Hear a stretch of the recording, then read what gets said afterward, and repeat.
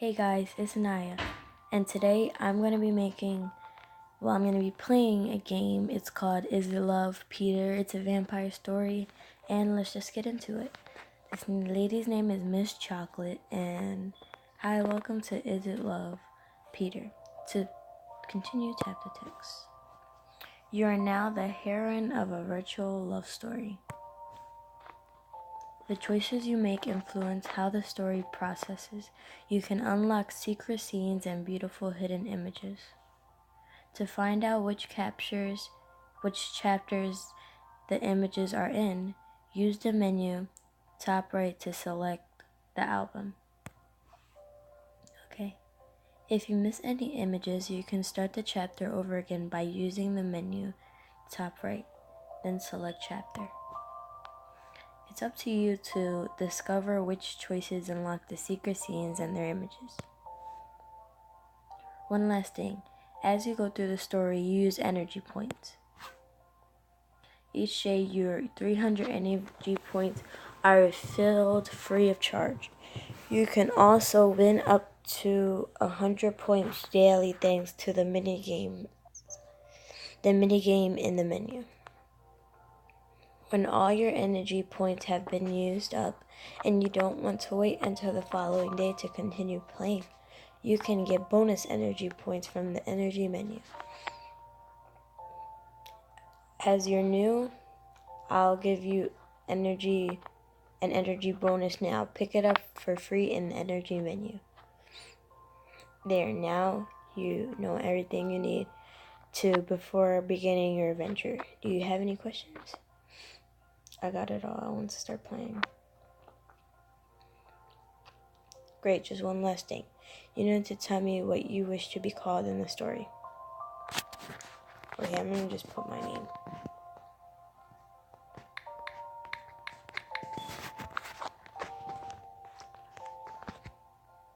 Are you sure you want to be called Anaya? This will be your name for the whole story, yes. What's your surname? I don't know what that means. I'm just going to put Anaya again. Are you sure you want your last name to be... Okay, that was my last name, so now I'm going to say no, and then I'll just put...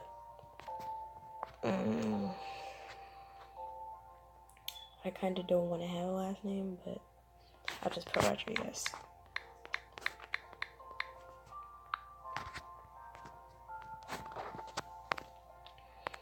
Yes. Then, welcome Anaya Rodriguez. Enjoy your adventure.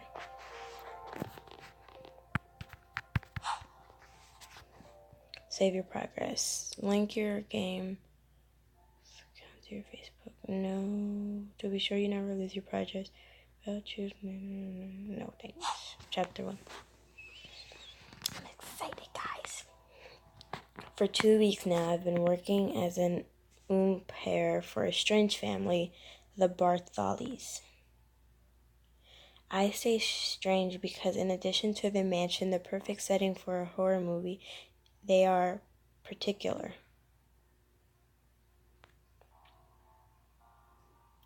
First, there is Nicole, the older brother who takes care of his siblings during their father's absence. He looks like he came straight out of another time period. His gallantry, his manners, and his way of speaking has nothing to do with the guys today. He does look pretty cool. Then there is Drogo, the younger brother, a real time bomb. He's the type that gushes in like a whirlwind to say something nasty to you and then disappears immediately. He's as annoying, proud, and totally unpredictable as his younger sister, Lori, the little girl I take care of. I suspect the girl is doing anything she can to make me crack.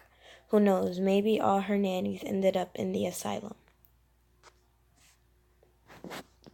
And there's the creator of the Headley melody that often invades the corridors of the manor, the sweet and melancholy Peter. Okay, so this is the guy I'm gonna fall for or whatever.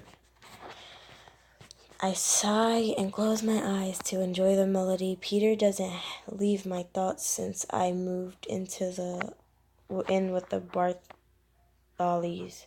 I can only think of him.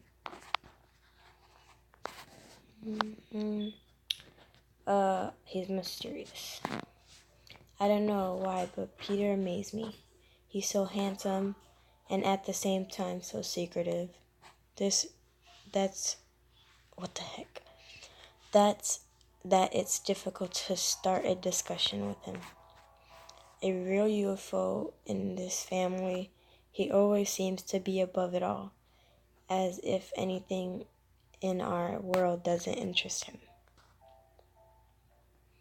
As if he came from another time too, from another planet. For now, I've never dared to go talk to him. I should probably swallow my fear and go knock on his door. I get up from bed, determined to talk to my beautiful pianist, when a little fury runs into my room. Lori, the children at school are all stupid. She sprawls on my bed into a starfish shape. Have they been nasty to you? Lori looks at me. She seems to be wondering if she'll answer me or not. I'll wait. A tense smile on my face, I mentally recite a mantra to try to stay zen. There's that boy who annoys me. He keeps laughing at me. With a knowing smile, I say to her, you know when boys make fun of you, sometimes it's because they like you. She looks at me for a moment, eyes wide and cheeks rosy. She quickly resumes her annoyed pout. They're talking trash. What would you know about it? You don't even have lovers. Damn, that's a burn. Touché. With a more than tumultuous life, I didn't really have time to consider it. But I don't despair. You want to play? It could be a good way to talk to take her mind off of things and get her back to her room. She sighs as if what I propose deeply annoys her. No, come on. Sometimes I feel like I'm working for a dictator in a skirt. Lori is only 6 years old, but she has the confidence of a grown woman. She makes me come into her room, and we go directly into her huge dream dressing room. I have to get ready for Mrs. Sharp and Mr. No Head's ball. I need a nice dress. I thought that Mr. No Head had slit Miss Sharp's throat. Oh, they've made up again. It's clear that there would be fewer divorces if they were all to live in the Lori's world. So here I am, nodding my head in approval for her choice of dress while praying for her to tire of this game. After an hour, she tells me that she's had enough and asks me to leave her alone. Hallelujah. When I get back to my room, I realize there's someone else in the hallway. It's Drogo. Like every time I meet him, I clench my fist and tense my jaw. Calm down, little one. I've been ordered to behave myself. He gives me a mocking glance. He approaches me so gracefully that one might think he's floating above the ground. Wow, just wow. Maybe I'll eat you later when St. Nicholas isn't on my back. Nicolay. I'm just going to say Nicholas because I am dumbfounded. What am I supposed to think? He disappears nonchalantly down the hall. Then they're really down the hall. They're really weird in this family.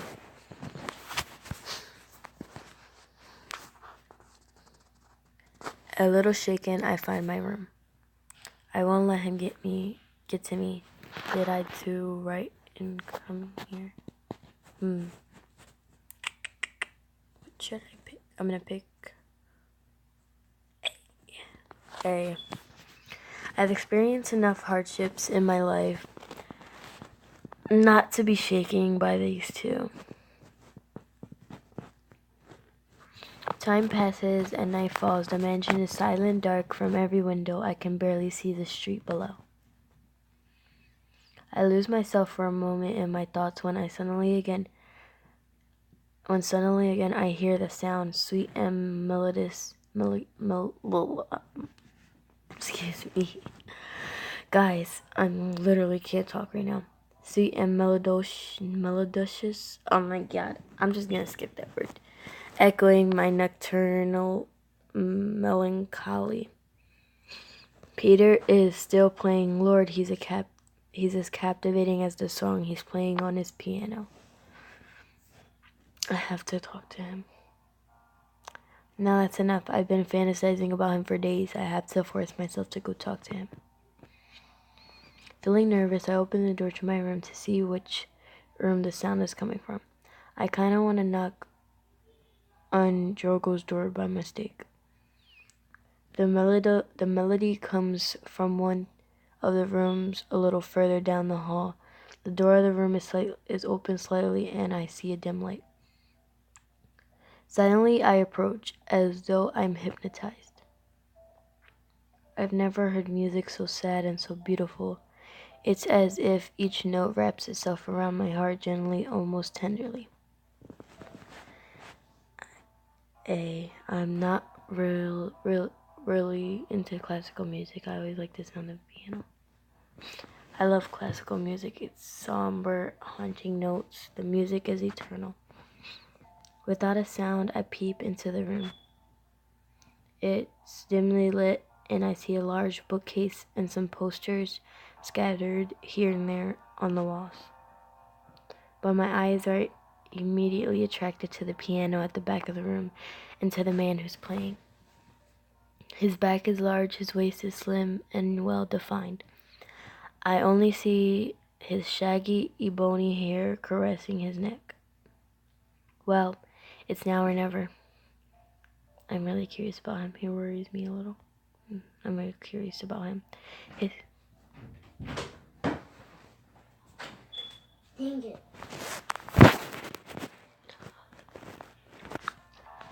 If you heard that little dang it sound, that was my little brother. But, okay, let's get back into it. His ways of looking at me sometimes when he thinks I don't see him makes me want to get closer to him. I stay there a moment watching him play, captivated by his music. There's that word again. Melancholy and delicate. There you go.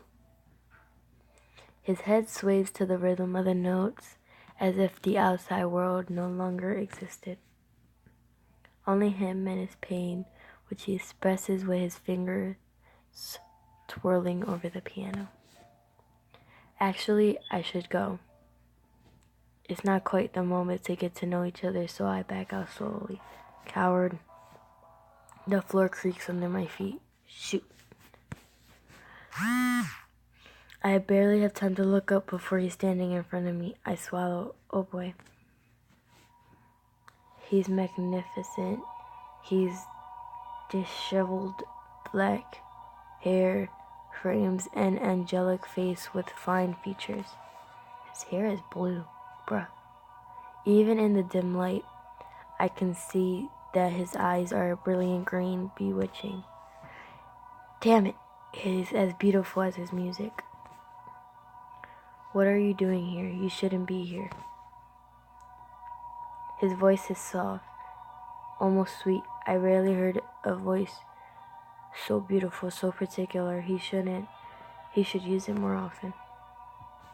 I feel my cheeks blush. Sorry to bother you. I heard some music, so I came to see him. He looks at me intensely and seems to evaluate me. Okay, that's his way of getting to know me. Why not? I'm an open girl. Apologize or let me flatter him. You play really well.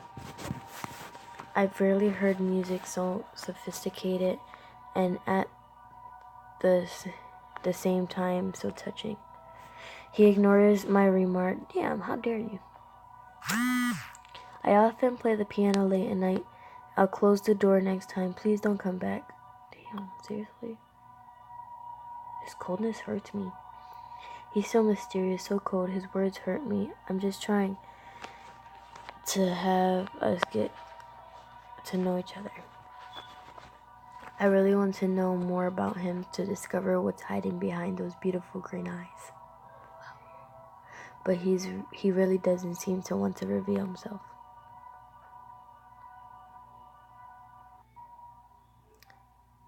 His way of responding to me with such coldness disturbs me, but I act as if nothing happened. Did you compose the music? He seems surprised by my question. Yes. He arouses my curiosity, but he still doesn't seem willing to talk to me. I insist because his fingers twirling away on the piano really fascinated me. Are you a professional musician? He seems lost in thoughts as if memories were jousting in his head. His green eyes are vague with sadness. Not anymore. Damn. Not anymore. How can such a young man speak this way? He's about to close the door. I continued. I apologized to him. I'm sorry for interrupting you. He shrugs nonchalantly. Without another word, he closes the door in my face. I realize that I've been holding my breath. I can catch my breath now. That's what I call a lightning chant. What a bore. Whatever. What a bore. I press myself against the door and speak in a hushed voice. I would have liked the warmer exchange. I don't know if he heard me. I go back to my room thinking back on his strange personality. I noticed a glimmer of melancholy in his eyes that touched me deeply. And that piece on the piano. I want to know more about him. He doesn't seem very accessible to me, but I'm sure that I'll manage to get him out of his shell. I'll be straightforward. It may be an impossible challenge, but I'll do anything to succeed. My smile would be my fatal weapon. I go back to bed when I hear the piano music resume weakly. I smile. I try to sleep. Even if I really want to continue listening to him play, tomorrow I have to go to college, so I have to get some sleep. Yet the music continues to pull me in, and I can't close my eyes. It seems to bewitch me as if it were more magical than human. I don't know why, but I feel connected to it. For another hour I listen, unable to fall asleep. Does Peter play all night? He doesn't sleep. Who are you, Peter? You look like a black diamond, so bright and so dark. Who are you, Peter? Sorry if you wrote this already. You look like a black diamond, so bright and so dark. Wow. I grab a book. Since I can't sleep, I tell myself that the best way to do this is to read, to forget the thoughts I'm obsessing over. I choose a fantastic book whose hero is a fierce fighter who battles against the forces of evil. I would love to be as strong and beautiful as she is. I wonder if I too one day will be at the center of such an adventure. I look at my cell phone and realize it's already late. Come on, Anaya, to bed. I sigh and try to fall asleep again. If I can't, I'll be a mess tomorrow. Peter's music changes slightly, as if he heard my prayers and wanted to help me sleep. The melody is sweet like a nursery rhyme, delicate and slow. I feel like he wants to force me to sleep. If you could hear the music in the background. This music makes me forget the discomfort that the manor causes me. I look out the window. The moon is full. Then I see the movement of dazzling white wings in the sky. It's her. Since I arrived at Mystery Spell, an owl has been watching over me. I open the window to make my presence known. Wow, that's a really pretty owl. She approaches and comes to rest on the edge of my window. Stroke her. I consider her a reassuring presence in this strange place. I attempt to caress her. She doesn't back away.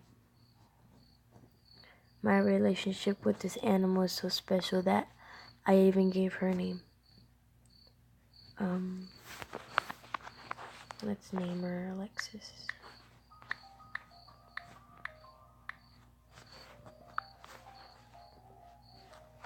Are you sure you want to call it Alexis? This will be her name for the entire story. Yes, I want to call it Alexis.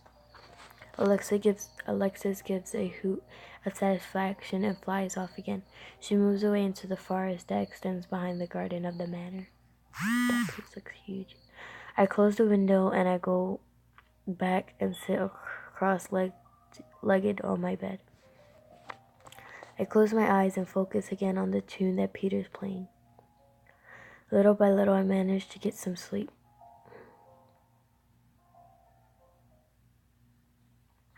Today, I'm back at school.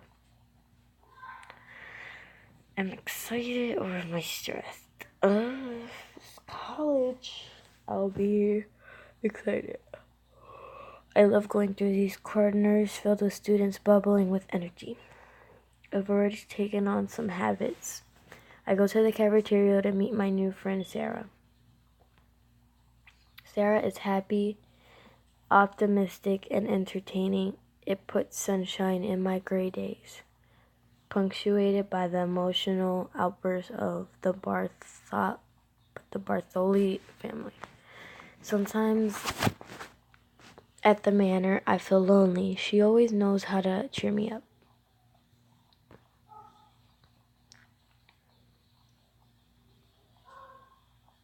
Before I find her, I see Lone and Samantha arguing in front of the building. You told me you come with me. I never said that. Stop making a scene.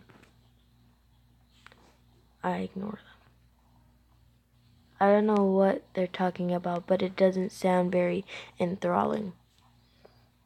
Lone is the popular university soccer hunk, basically a real cliche. We've only talked a little bit, but I was able to find out how much he likes to play the playboy. Samantha is a beautiful blonde with generous curves, leader of the cheerleading squad, the second cliche at the school. She really has a dirty temper. She hates it when people approach her when she's with Lone, whom she already considers to be her boyfriend. I'm not leaving without you. All right, just stay here then. Savage. The scene makes me laugh. It's not possible to be so stupid. The scene makes me laugh. If I laugh, they're probably gonna hear, so nobody can be that stupid. Lone realizes that I'm watching them. He seems embarrassed and nervously runs a hand through his hair. Without a word, he leaves, leaving Samantha alone to flip out. Come back here. I'm not done with you. What a drama queen. I see Sarah sitting at the cafeteria table sipping a soda. I call over to her. Sarah, how are you? She turns to me with a radiant smile. Anaya, I was waiting for you. How are you? I tell her what I just saw and she dies of laughter. Poor Lone, a victim of his success. I don't like him at all. Or I find him attractive. I mean, he was okay, but I'm gonna just say I don't like him at all. He's not really my kind of guy. And you? Same for me. Lots of muscles, but not much in the head. I see we have the same taste. She smiles at me charmingly. Yeah. Yes, we're always on the same wavelength, and I like that. Sarah gives me a wink, and I can't help but blush a little. I see Peter in the back of the room, alone as usual. Yo, he looks so weird. Girls are watching from afar, but no one really dares to approach him. He is totally focused on a book. I think back to our confrontation yesterday. I know that he's able to charm crowds with his skillful fingers, but I prefer to keep this secret to myself. At this point, I see guys from the football team approaching and start making fun of him. They whisper, looking at him and making fun of him. I interfere. I hate this kind of behavior. Peter didn't ask them. He was reading quietly in the corner. I get up and approach them, fist on the hips. Do you think that's funny? Are you 8 years old or something? They immediately drop the act. Peter looks at me for a moment, surprised by my intervention, but says nothing. Suddenly, the cafeteria clock calls me to order. It's time for my mythology class. I better hurry. I turn awkwardly to return to my table, facing an amused Sarah. We're running late. Well, guys, I think that's it for today. Bye.